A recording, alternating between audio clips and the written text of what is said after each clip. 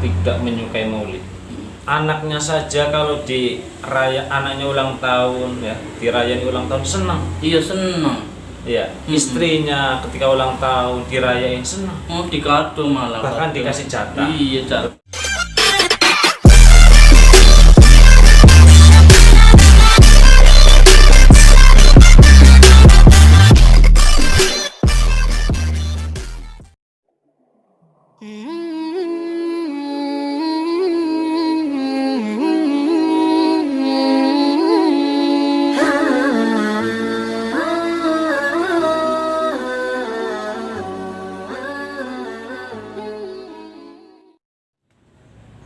Assalamualaikum warahmatullahi wabarakatuh. Benar. Sahabat-sahabat sekalian, kali ini kembali lagi bersama saya Bagus Santoso. Nah, bertepatan masih merayakan hari Maulid Nabi Muhammad SAW, kita akan berbincang-bincang dengan sahabat kita yaitu Ustadz Tri Haji Rahmawan, penyuluh dari Kecamatan Jatinegara, desa Cerih dan Penyalahan. ya, desa Cerih dan Penyalahan. Nah, kita akan berbincang bersama mengenai mengapa umat muslim perlu merayakan Maulid Nabi. Nah, kita akan ngobrol dengan beliau. Assalamualaikum Ustaz Haji. Waalaikumsalam warahmatullahi wabarakatuh. Bagus. Ya, sehat ya? Alhamdulillah sehat. Ya, ngomong-ngomong nih di kamera wajah jenengan itu mirip Billy Saputra ya. Dari lahir saya memang terlahir ganteng. Mirip adanya Olga nih. Aduh, Ustaz satu ini. wajah pasaran berarti ya. Bukan wajah pasaran, tapi Apa? wajahnya mirip Wah. artis. Ya. Nah Ustaz, saat ini kan bulan Maulid.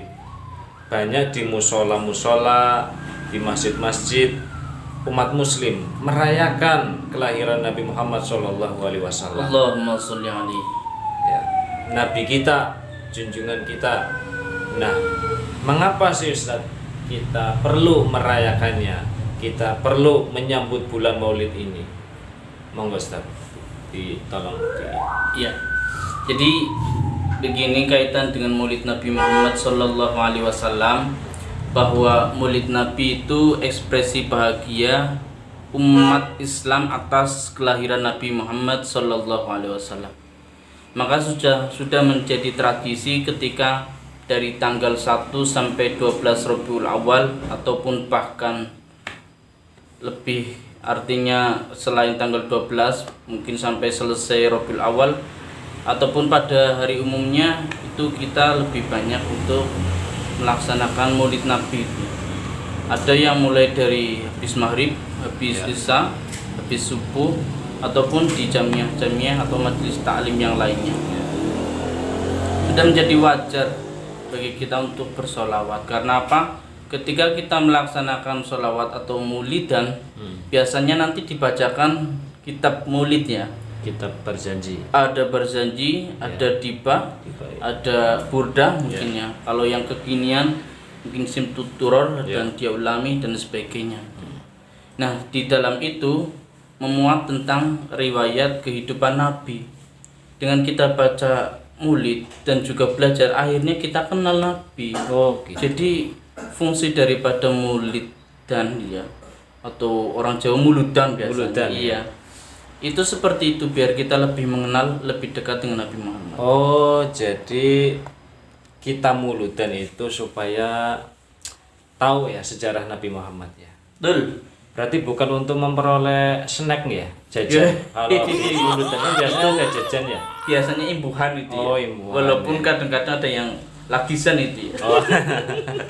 Iya. Tapi itu menarik juga Ustaz. Oh, Soalnya iya, jelas. apa anak-anak kecil itu jadi tambah semangat gara-gara ada snack, ada jajan. Stimulus itu ya. Apa itu artinya? Artinya biar memancing. Oh, stimulus. Ya? Stimulus. Oh ya, benar.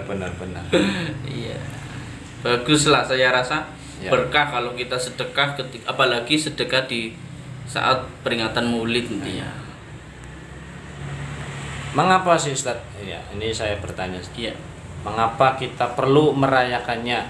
Nah, apakah ada dasarnya Ustaz? Jelas ada dalilnya. Coba kita semua mungkin umat Islam hampir tahu tentang ayat ini, bahkan ada yang sudah hafal itu ya.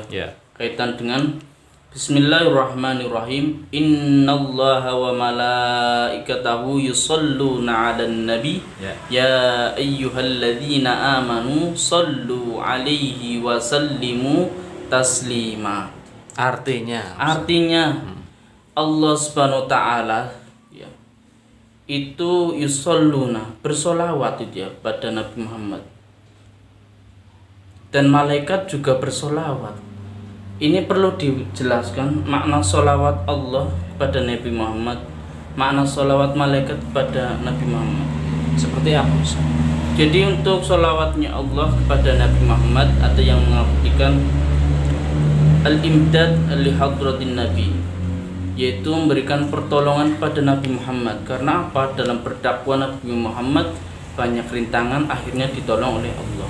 Ada juga yang mengatakan bahwasanya itu pujian Allah kepada Nabi Muhammad. La'ala hulukin azim. Nabi Muhammad, engkau memang benar-benar mempunyai akhlak yang luhur tinggi.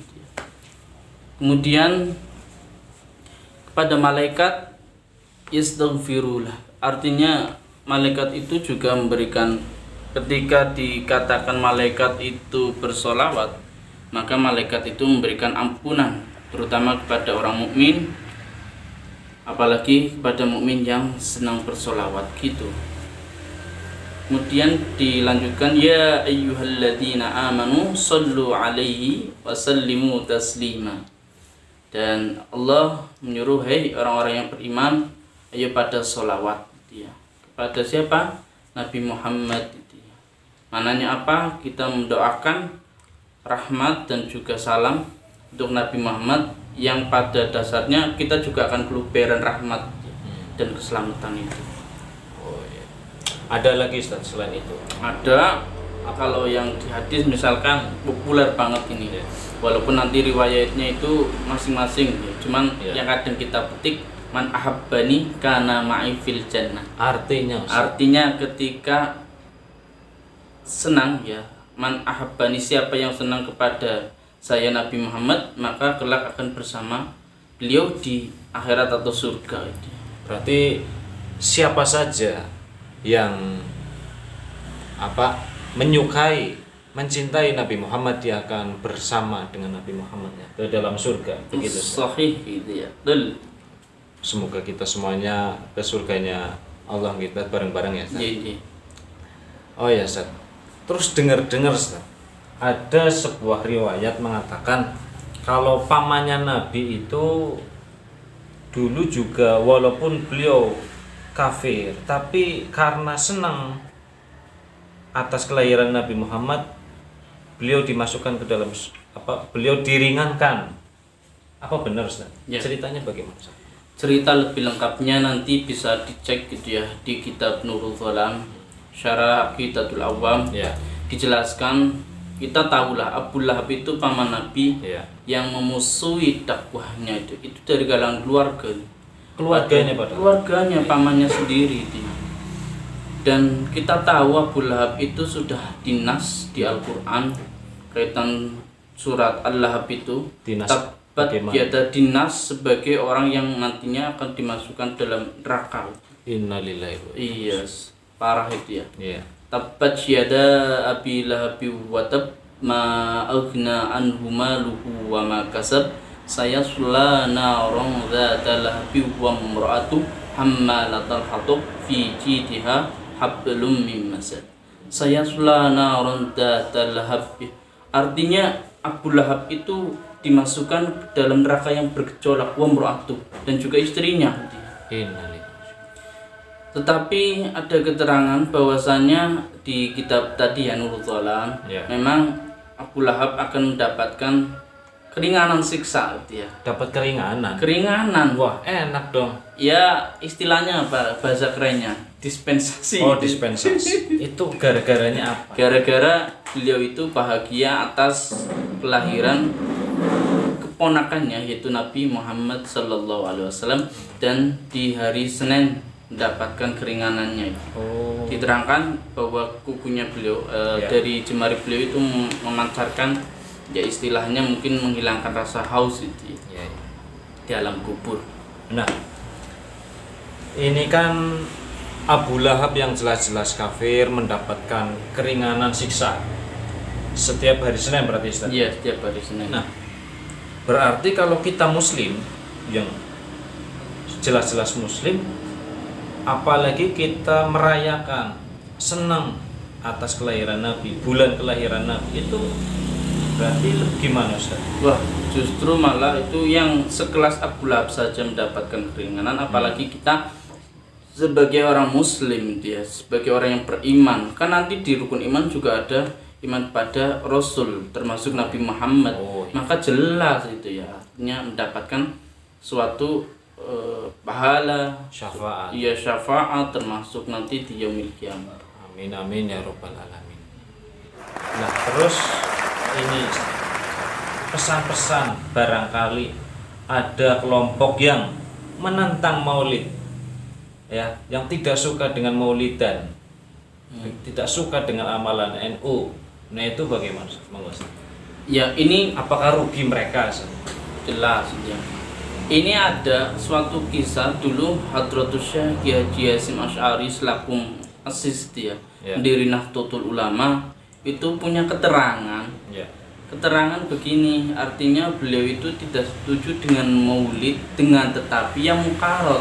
Artinya dimana ketika maulid itu diisi dengan perbuatan yang tidak baik gitu ya. Memang ada.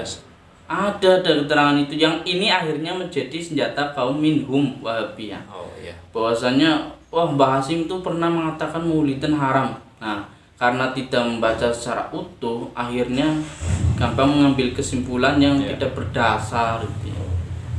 Makanya ketika ada orang yang seperti itu, jangan sampai tidak senang ya, padahal itu nabi kita.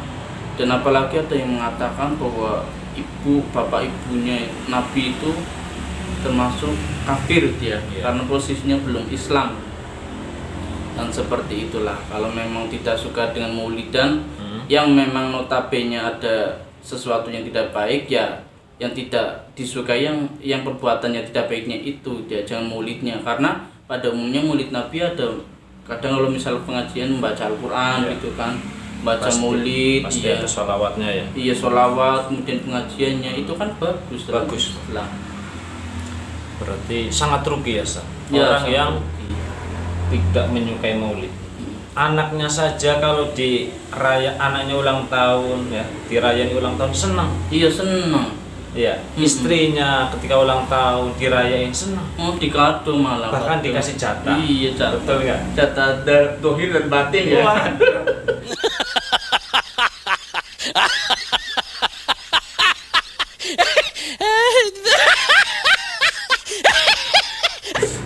Apalagi Nabi Muhammad. Nabi Muhammad, iya lah. junjungan kita yang sudah pasti masuk surga Dan memberi syafaat. dan memberi syafaat. Fa'alana itu ya. Iya.